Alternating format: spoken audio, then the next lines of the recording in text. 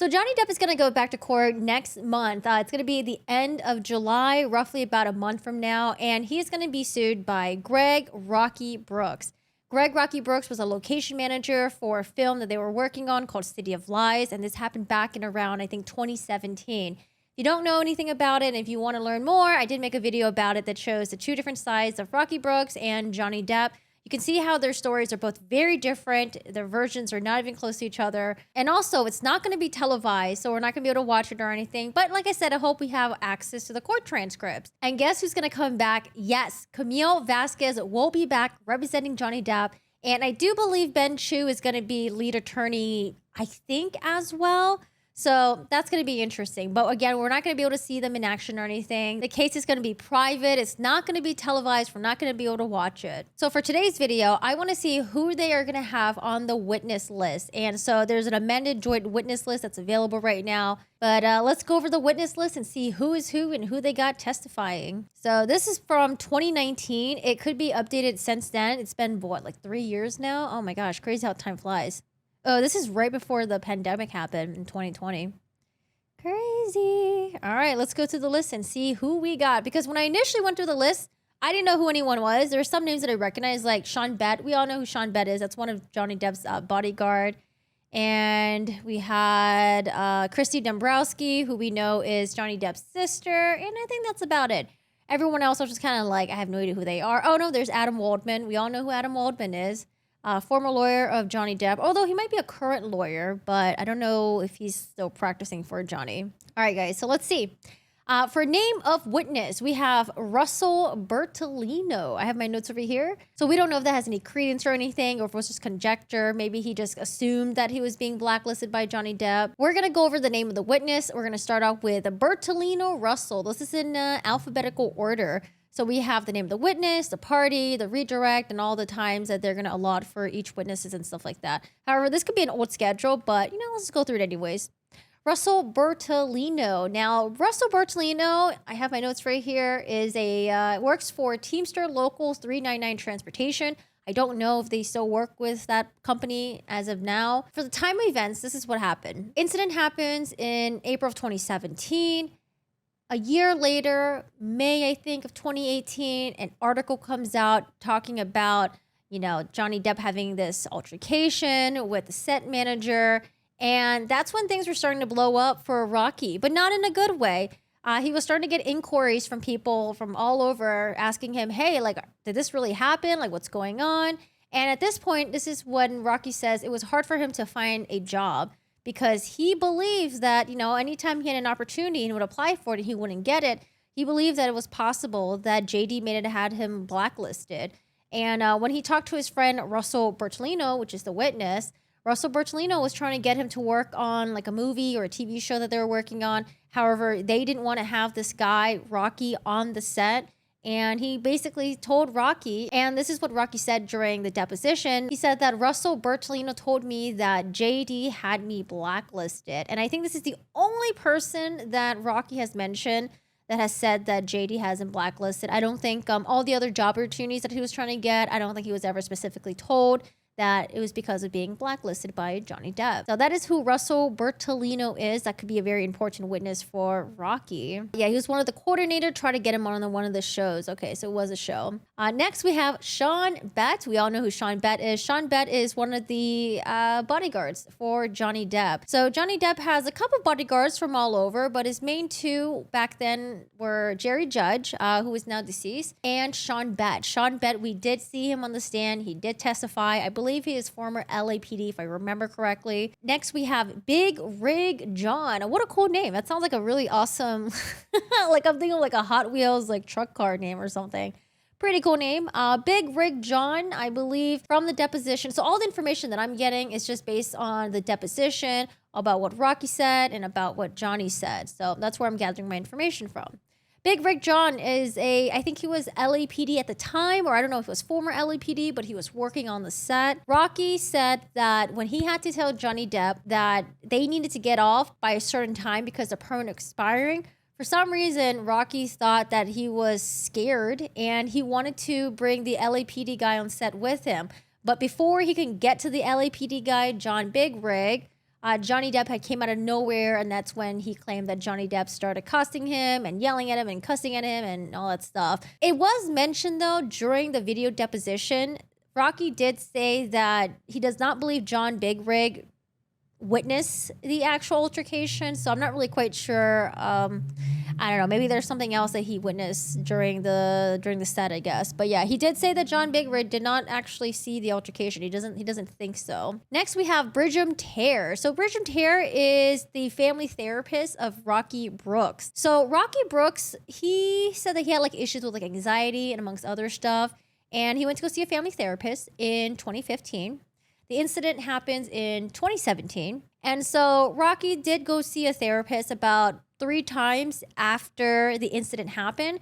However, the 3 times wasn't like right afterwards. It was way after, when he had to fill up like an interrogatory. I hate that word. When he had to fill up an interrogatory form that was asking if he was suffering from any emotional distress. And that was when he was like, oh, I'm going to go see a therapist. And so he went to go see a therapist about 3 times around during that. And that was like about, I think it was probably way over a year after the incident happened. Or actually, hold on, why am I guessing? I have it all here somewhere. I'm just trying to rely on my memory, hoping that my memory is good. I'm pretty sure. Okay, I do have it here. June 29, 2015 was the first therapy session. The incident happens on April 12, 13 of 2017. Now, it wasn't until around September 26th of 2018, so about almost a year and a half after the incident, does he go for a therapy session. And the other 2 therapy sessions happen in 2019. The next therapy session happens within a couple of weeks within when he did the deposition video. So Johnny Depp's lawyers did pick on that and was like, hey, that's like a little bit weird, because you're saying you suffer from emotional distress, and it seems like you're only going now because you're trying to prove something. Next witness, Rocky Brooks. You know who that is? That's the guy that is suing Johnny Depp. He is a set manager. We have Brooks Stacy. I didn't know who that was initially, but I do think Stacy Brooks is possibly maybe a family member or even a wife to Rocky Brooks. So I guess she's going to testify. We have Emma Danov. She is the script supervisor, and she was the one that was sitting next to Johnny Depp before the altercation happened. And then when Johnny Depp was done talking to Rocky and then talking to the woman that he said was a possibly homeless extra, he went back to sit at the monitors with Emma Danov. And we do have something interesting. There is I think it's called a declaration letter that Emma Danov that we're going to see. I'll make that in a separate video just to not clutter this video way too much. But Emma Danov is going to be another witness that's going to attest to what Johnny Depp was saying. She's going to say that, she didn't really see anything, and there's like pictures throughout the set and things like that. So she is the script supervisor. Kristy Dembrowski, we all know who that is. She testified. I think she was the first witness that testified for Johnny Depp's trial versus AH. So Kristy Dembrowski, I don't believe she was on the set. She is the president, I believe, of Johnny Depp's little production company called Infinitum Nihil. So that probably makes sense as to why she's on there. We have John C. Depp. We all know who that is. Brad Furman. Brad Furman is the director of City of Lies. Brad Furman is the one that, from Rocky's point of view, was the one that told Rocky to go tell Johnny Depp that the permits were going to expire and there wasn't no extension available. So that was the director. We have Natalie Grace. I have no idea how to pronounce that. I don't know who that is. I have no idea who that is. But if you guys do, let me know. Put in the comments below. Or, if I'm like live streaming, just pop by my live stream and just tell me. That's usually easier. We have Jason Garnett. Jason Garnett works with, I think it's called Film LA. Film LA is who you work with to get the permits in order to be able to film your movies or TV shows in like downtown LA. So Jason Garnett was the one who apparently saw the altercation happen. So 15 minutes before the Johnny Depp altercation, there was another altercation that Rocky Brooks had. It was with a security guard, and Jason Garnett was the one who witnessed that and told Rocky that, to leave the security guard alone and to back down. Miguel Gutierrez. Miguel Gutierrez is a friend and a work friend of Rocky Brooks. Miguel Gutierrez, I don't know if he really saw anything, but the only time I heard the name Miguel was when Rocky said, remember that picture of Johnny Depp and Rocky Brooks? It's when Rocky's like has his arm around him and Johnny Depp and him are both smiling, and people are like, well, are you sure the altercation happened? Because this picture was taken afterwards. So I don't see any bruises or anything, although it was in the ribs, not in the face or anything like Amber Heard's.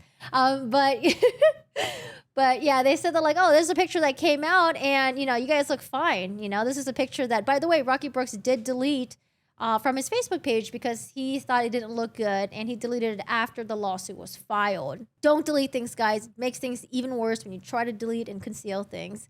Anyway, so Miguel Gutierrez was the one who Rocky said the set was wrapping up. Johnny Depp was there taking pictures with some of the fans that are lingering around. And Miguel goes up to Johnny and was just like, hey, like, would you take a picture, with Rocky? And then Johnny's like, yeah, sure. So Miguel takes a picture, and then that's about it. So that's from Rocky's point of view. Miguel Gutierrez was the one that took the picture of the two of them. Next, we have an expert. I don't know too much about this expert. I could probably look them up, though, but it's okay. Dr. Colin G. Koransky, PhD. Not sure who they're going to be an expert from. Oh, I guess there is. Oh, yeah, there's a list right here. We can see who the expert is going to be for. I think this is for defendant. Okay. For defendant Johnny Depp. We have Samuel Sakar, CEO and Infinitum Nihil. We have Paul Silver. Paul Silver is, I think he's the first assistant director. So I messed up in my previous film. I called him Paul Silvertine. I have no idea where I got that name from. I called him Paul Silvertine. My bad, Paul. You are Paul Silver. I have no idea. Paul Silvertine is not even a common name. I don't know why I added the time in there. Anyway, so Paul Silvertine. I just said that again. Paul Silver. Man, I'm having an Elaine moment right now, y'all. Paul Silver, he is the assistant director. Paul Silver is the one that... Oh, Paul Silver is the one that when the last permit was expiring and they weren't able to get an extension anymore, Rocky was the one that told Paul Silver about, hey, you guys need to leave and, like, got to wrap everything up in, like, the last 10 minutes. And this is when Brad Furman overhears it and he starts yelling at Rocky. And then at this point, this is when Johnny Depp comes over and starts yelling at Rocky. So this is just from Rocky's point of perspective.